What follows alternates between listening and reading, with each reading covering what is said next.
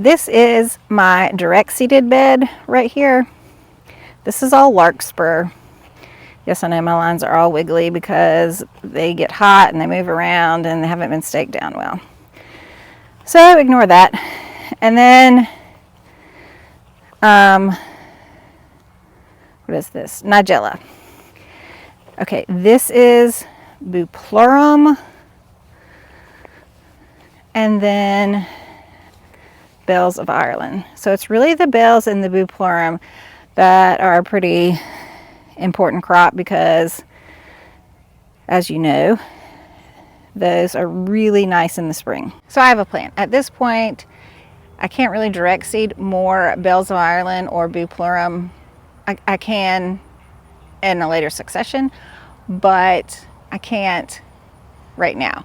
So my idea, because I need to thin these, and typically I would wait until very early spring and thin them, but what I'm thinking is I'm going to go ahead and thin these, and I'm going to take my little seedlings and I'm going to plant them out over in another area, and I can probably get a pretty decent sized row with the ones I'm thinning. If I do it now, then they'll grow throughout the winter and be a decent size, just like these. Whereas if I let them stay here and then thin them later, they'll be too big and too hard to replant and it won't work. So I either have to do it now or just let them sit here and then thin them come spring and just toss the plants. Another experiment I'm going to try, just because I don't have any more seeds and I can't really direct seed anymore. This is not the most time effective way to do things, but I don't have definitely, and I also would like to do the Bupleurum. I definitely don't have success starting Bupleurum inside. So I have all this Bupleurum started out here, these bells of Ireland started out here, so that's why I'm just thinking I prick them out and plant them over there. That's what I do with a lot of my snapdragons that I start, that a bunch of them start in one block and then not in other blocks. I prick those out and move those over. So anyway, not what any big flower farmer would do. Nope. This is not time effective in none of the things. But it is an experiment I'm going to try, because I do know that if I had more Bupleurum and more bells of Ireland in the spring, I'd be super happy. So since I actually do have a little bit of time today, here goes my experiment. We'll see how this goes.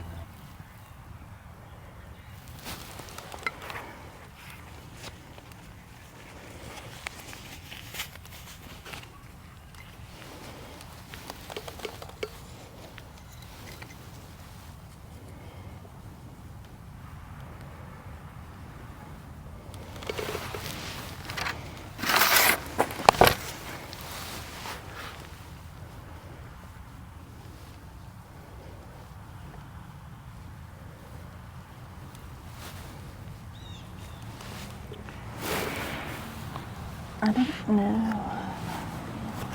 I'm trying to figure out the best way to do this. Not really sure, guys. Some of these are deep already. I guess I just have to do that.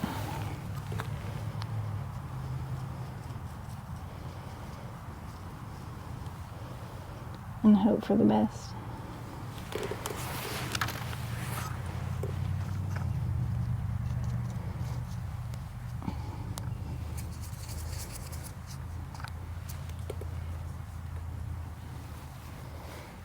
Also, I don't know if you can see, but like this is a big one. Definitely not I'm gonna choose smaller ones, because that's what I would do if I was thinning.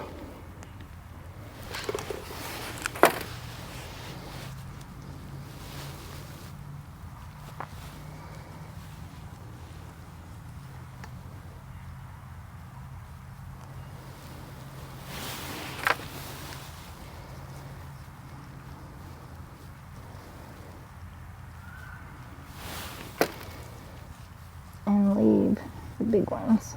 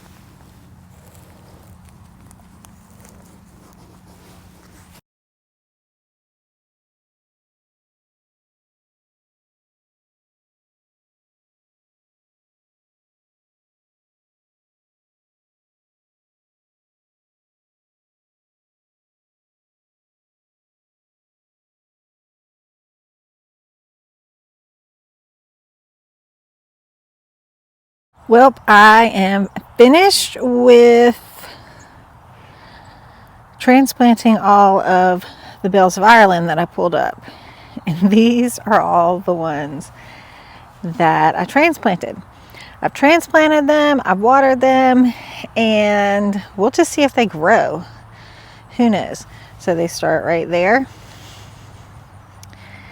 And there's 4 rows of them. And they end right there. Let me back up a little bit.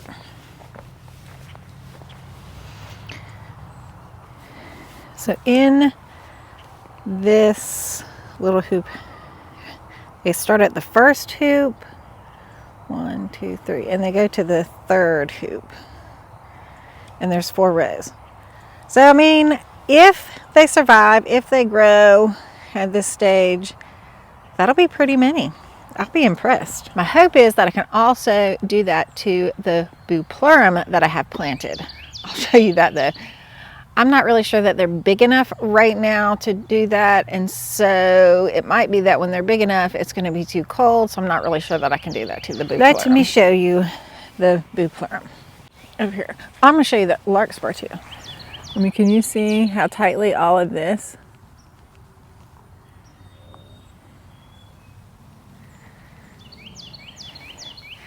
This is all larkspur.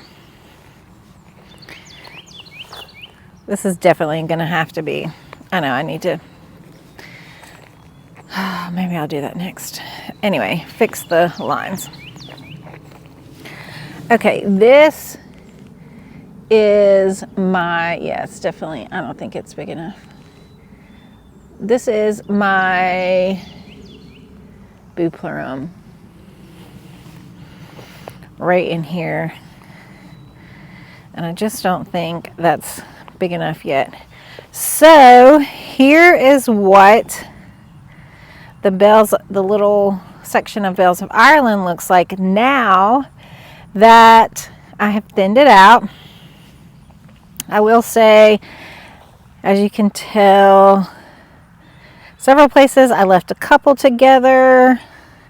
I mean, I still left it pretty thick in here because, again, there's no telling what will happen over the winter time. And so if I have some dieback or whatever, I still want to have a good stand right here. So I did even leave this kind of thick. But it looks a lot better than it did before. What gave me the idea to do this is right here I had a whole bunch of poppies that were in a group right here, sort of like these right here. And then nothing else around here.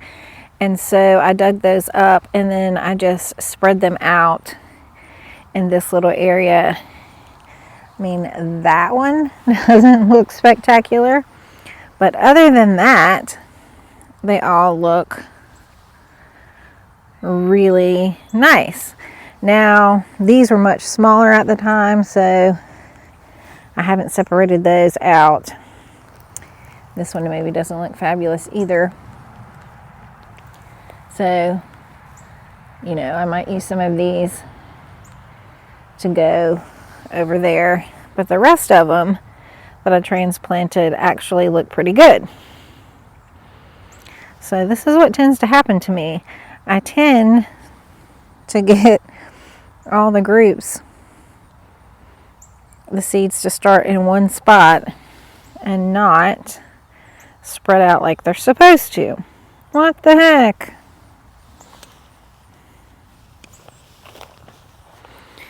And these are my direct seeded Amy. Whew, definitely gonna have to thin those. And did the same thing over here. This is bachelor buttons. I'm gonna have to thin over here as well. I don't need any more than this of bachelor buttons, so I'll just thin. these, but I did try to put a few. There was nothing here, so I did try to put a few right there. But these I will just be pulling out. November 18th. Here's a little peek at the garden. But look at that ageratum back there. Can you believe that? Right there. We still have a very nice patch of ageratum blooming back there. And then you can see the gomphrena. And then behind that, still some late mums. But I still am amazed that we have not had a frost yet. So we still have, I can't even cut the ageratum down. Crazy. All right, so that is my little experiment for today. Try to keep you posted on whether or not these bells of Ireland that I pulled up and transplanted actually do well this spring. We'll see. Fingers crossed.